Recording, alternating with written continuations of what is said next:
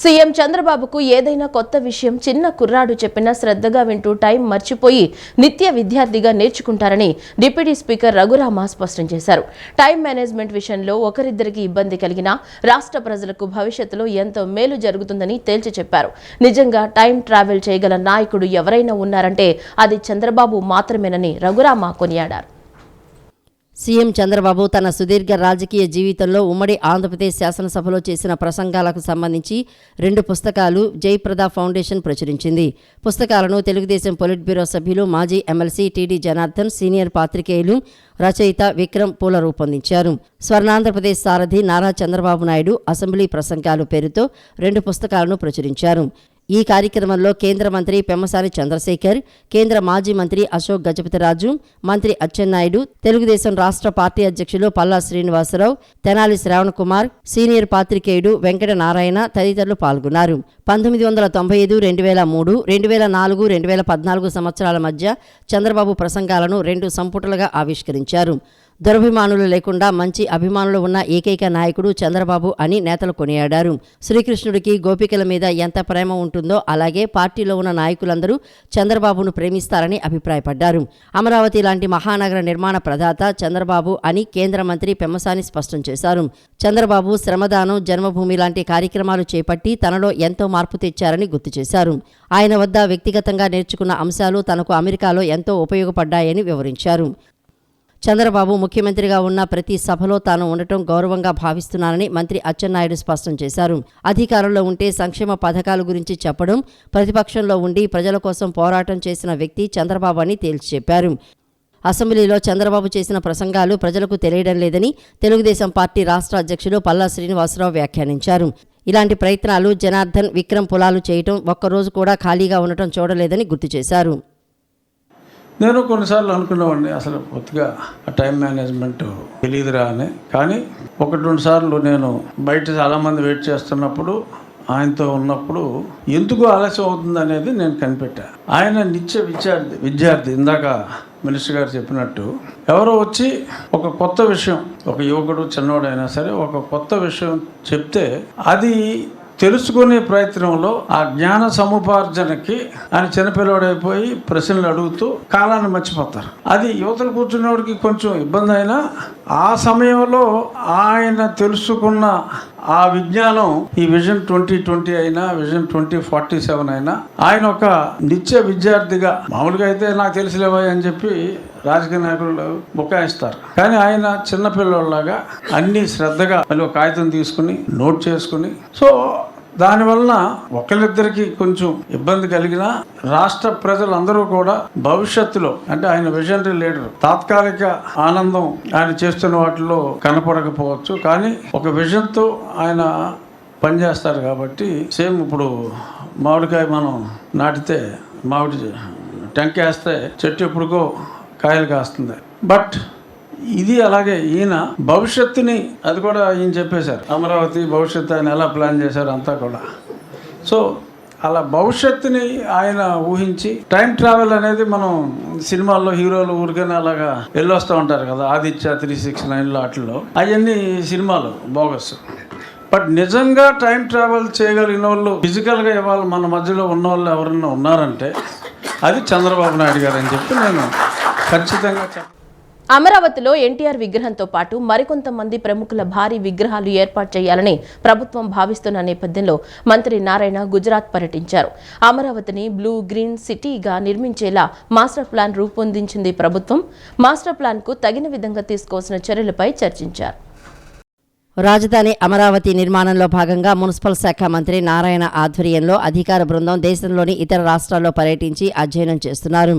అమరావతిలో భారీ భవనాల నిర్మాణాల కోసం ముంబై, ఢిల్లీలో పర్యటించారు. తాజాగా గుజరాత్లో 2 రోజుల పర్యటనకు వెళ్లారు. ఈ పర్యటనలో మంత్రి నారాయణ వెంట CRDA commissioner Kannababu, Amaravati development corporation chairperson Lakshmi Parthasarathi, greening and beautification corporation MD Srinivasulu ఉన్నారు. మొదటి రోజు ఉదయం అహ్మదాబాద్ చేరుకున్న మంత్రి బృందానికి గుజరాత్ రాష్ట్ర అధికారులు ఘన స్వాగతం పలికారు. అహ్మదాబాద్ నుంచి బస్సుల్లో ఏక్తా నగర్ చేరుకున్నారు. ఏక్తా నగర్లో ప్రపంచంలోనే అతిపెద్దైన సర్దార్ వల్లభాయ్ పటేల్ విగ్రహాన్ని పరిశీలించారు. 597 అడుగుల ఎత్తుతో ప్రపంచంలోనే అతి భారీ విగ్రహం నిర్మాణం ఏ విధంగా జరిగింది, ఎలాంటి సాంకేతికత ఉపయోగించారు, విగ్రహం తయారీలో ఎలాంటి నిర్మాణ సామగ్రి ఉపయోగించారనే విషయాలను అడిగి తెలుసుకున్నారు. ఆ తర్వాత స్థానిక అధికారులతో పాటు పటేల్ విగ్రహ నిర్మాణ సంస్థ అయిన ఎల్ఎన్టీ ప్రతినిధులు పవర్ పాయింట్ ప్రజెంటేషన్ ద్వారా పూర్తి సమాచారాన్ని మంత్రి బృందానికి వివరించారు. నర్మదా నది ఒడ్డున ఉన్న ఈ విగ్రహం నిర్మాణం అధ్యయనం ద్వారా అమరావతిలో నిర్మించదలిచిన పలు విగ్రహాలపై ఒక స్పష్టత వస్తుందని భావిస్తున్నారు. అమరావతిలో ఎన్టీఆర్ విగ్రహంతో పాటు మరికొంతమంది ప్రముఖుల భారీ విగ్రహాలు ఏర్పాటు చేయాలని ప్రభుత్వం భావిస్తోంది. దాంట్లో భాగంగానే వల్లభాయ్ పటేల్ విగ్రహాన్ని సందర్శించింది మంత్రి బృందం. విగ్రహం పరిశీలనతో పాటు దానికి అనుగుణంగా నిర్మించిన మరికొన్ని కట్టడాలను మంత్రి బృందం పరిశీలించింది. 45 ఏళ్ల సుదీర్ఘ అనుభవం కలిగిన చంద్రబాబు నాయుడు మనకి ముఖ్యమంత్రిగా పనిచేయడం రాష్ట్ర ప్రజల అదృష్టమని ప్రభుత్వ విప్ సెంట్రల్ నియోజకవర్గ ఎమ్మెల్యే బోండా ఉమామహేశ్వరరావు అన్నారు. రాజధాని లేని రాష్ట్రంగా ఉన్న ఆంధ్రప్రదేశ్ రాష్ట్రానికి తన కృషితో నిధులు తీసుకురావటం, కేంద్రం సహకారంతో ఎన్నో ప్రాజెక్టులు మంజూరు చేయించడమే కాకుండా రాష్ట్రాన్ని అభివృద్ధిలో అగ్రభాగాన నిలబెట్టేందుకు కృషి చేస్తున్నారని పేర్కొన్నారు. నగరంలోని సెంట్రల్ నియోజకవర్గం 32వ డివిజన్లో ఏర్పాటు చేసిన సీఎం చంద్రబాబు జన్మదిన వేడుకలకు ప్రభుత్వ విప్ సెంట్రల్ నియోజకవర్గ ఎమ్మెల్యే బోండా ఉమామహేశ్వరరావు ముఖ్య అతిథిగా విచ్చేశారు. 32వ డివిజన్ పార్టీ అధ్యక్షులు శేషుకుమార్, ఇన్ఛార్జి సురేష్, ప్రధాన కార్యదర్శి నవీన్, నియోజకవర్గ బీసీసీఎల్ మోహన్, పలువురు టీడీపీ నాయకులు, కార్యకర్తలతో కలిసి MLA Bonda Umamaheswara Rao cake cut చేసి సీఎం చంద్రబాబుకి జన్మదిన శుభాకాంక్షలు తెలియజేశారు. అనంతరం ప్రజలకు చల్లటి మజ్జిగ పంపిణీ చేశారు. అనంతరం ఎమ్మెల్యే బోండా ఉమా మాట్లాడుతూ సెంట్రల్ నియోజకవర్గ ప్రజల తరపున సీఎం చంద్రబాబుకి జన్మదిన శుభాకాంక్షలు తెలియజేస్తున్నట్లు తెలిపారు. 45 ఏళ్ల సుదీర్ఘ అనుభవం కలిగిన చంద్రబాబు నాయుడు మనకి ముఖ్యమంత్రిగా పనిచేయడం రాష్ట్ర ప్రజల అదృష్టమని పేర్కొన్నారు. ఉమ్మడి ఆంధ్రప్రదేశ్ ముఖ్యమంత్రిగా పనిచేసిన సమయంలో హైదరాబాదు నగరాన్ని ప్రపంచ పటంలో అగ్రభాగాన నిలబెట్టారని అన్నారు.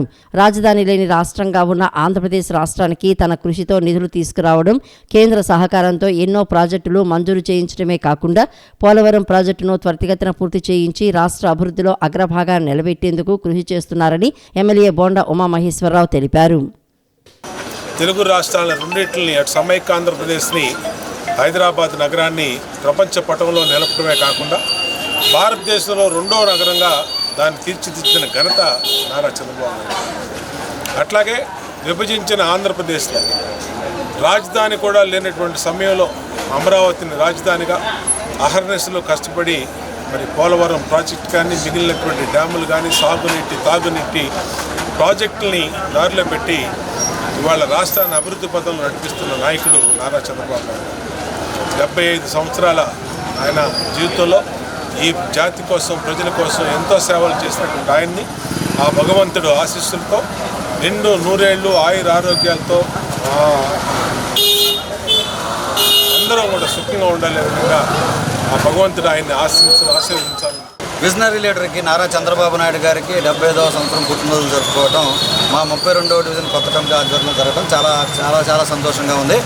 ఆయన ఇలానే ఆరోగ్యాలతో ఉండి మరింత విధిగా రాష్ట్రాన్ని ముందుకు తీసుకెళ్లాలని మనస్ఫూర్తిగా కోరుకుంటున్నాము.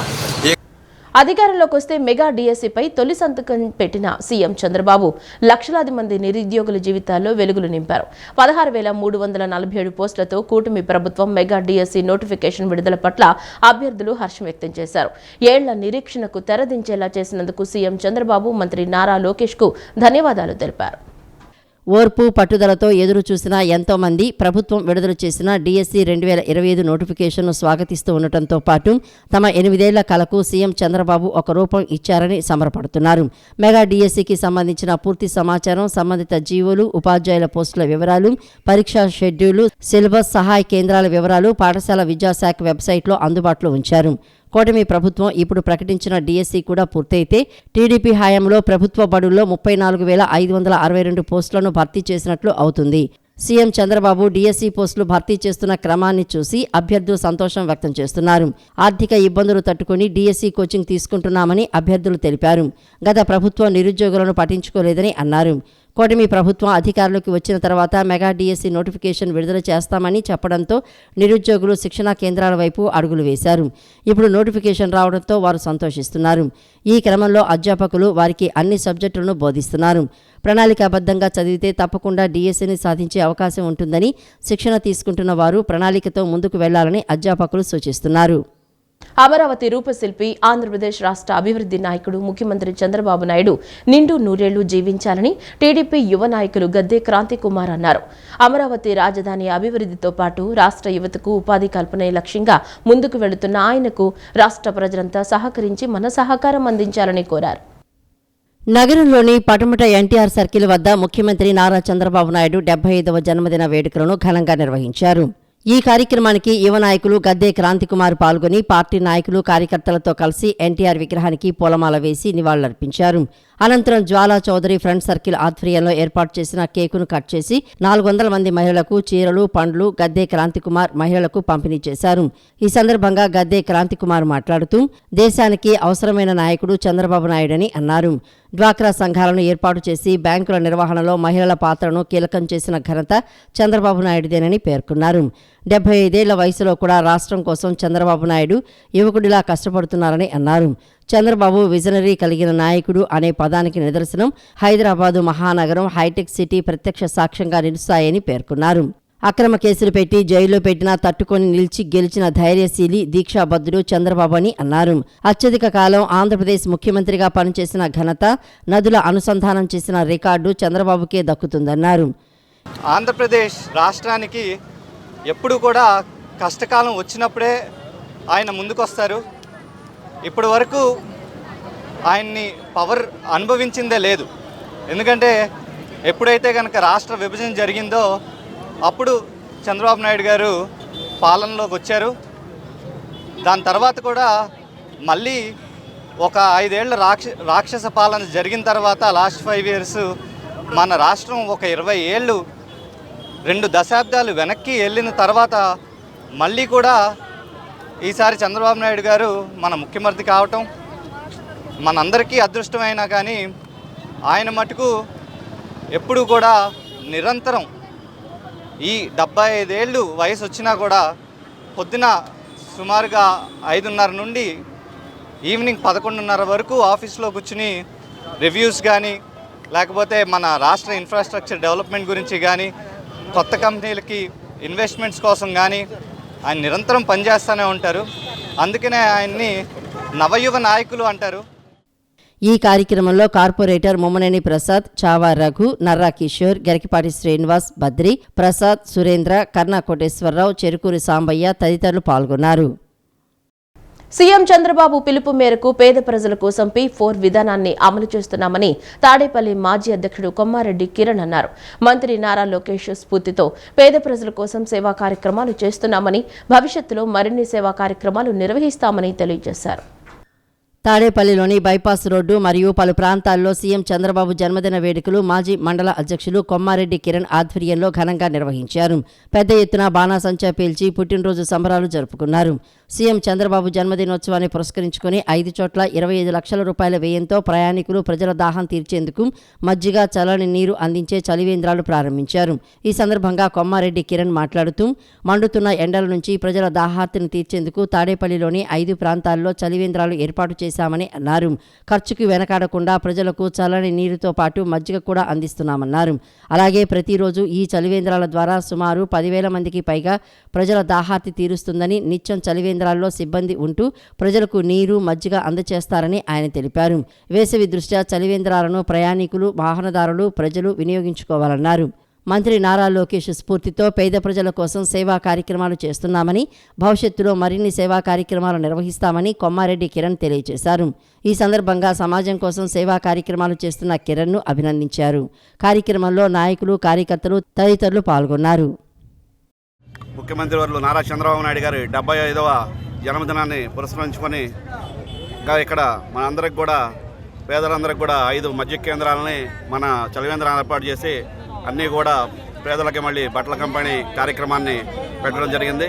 దీనికి పెద్దలు మన గతంలో టీటీడీ బోర్డు నెంబర్ సభ్యులుగా చేసిన గౌరవనీయులు రమణ గారు, మన నియోజకవర్గ గౌరవనీయులు పెద్దలు అబద్దయ్య గారు మరియు మండల నియోజకవర్గ నాయకులు అందరూ కూడా ఇక్కడ పెద్ద ఎత్తున వచ్చి చంద్రబాబు నాయుడు గారి జన్మదిన వేడుకల్లో ఈ రోజున పాల్గొనడం చాలా సంతోషంగా ఉంది. ఈ రోజున చంద్రబాబు నాయుడు గారు అంటే పేదలందరికీ న్యాయం చేసే వ్యక్తిని.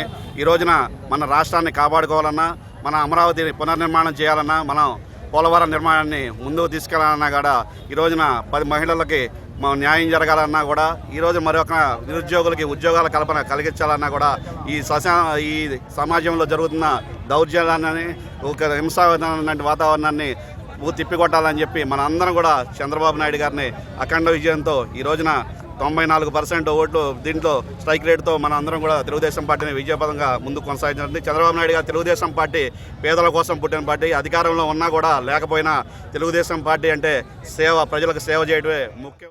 ముఖ్యమంత్రి నారా చంద్రబాబు నాయుడు అమరావతి ఆశాదీపంగా నిలిచారని టీడీపీ యువ నాయకులు గద్దె క్రాంతికుమార్ పేర్కొన్నారు. 75 ఏళ్ల వయసులో కూడా రాష్ట్రం కోసం చంద్రబాబు నాయుడు యువకుడిలా కష్టపడుతున్నారని కొనియాడారు. తూర్పు నియోజకవర్గం ఎమ్మెల్యే గద్దె రామ్మోహన్ ఆదేశానుసారం 18వ డివిజన్ కృష్ణలంక రాణిగారి తోట వాటర్ ట్యాంక్ వద్ద తూర్పు నియోజకవర్గం బీసీసీఎల్ అధ్యక్షులు కొక్కిర తిరుపతయ్య ఆధ్వర్యంలో ముఖ్యమంత్రి నారా చంద్రబాబు నాయుడు 75వ జన్మదిన వేడుకలు ఘనంగా నిర్వహించారు. ఈ కార్యక్రమంలో ముఖ్య అతిథిగా యువ నాయకులు గద్దె క్రాంతికుమార్ పాల్గొన్నారు.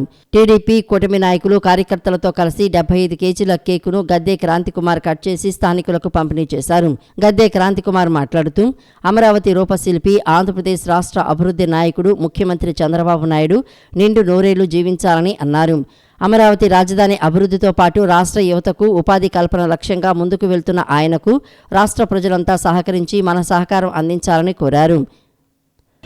గత 5 ఏళ్లలో ప్రపంచం మొత్తం, దేశం మొత్తం ముందుకు పరిగెడతా ఉంటే మన రాష్ట్రం ఒకటే 2 దశాబ్దాలు వెనక్కి. మళ్ళీ మన రాష్ట్రం క్లిష్ట పరిస్థితుల్లో ఉన్నప్పుడు మళ్ళీ కూటమి ప్రభుత్వం రావటం, మళ్ళీ చంద్రబాబు నాయుడు గారికి అధికారం రావటం జరిగింది.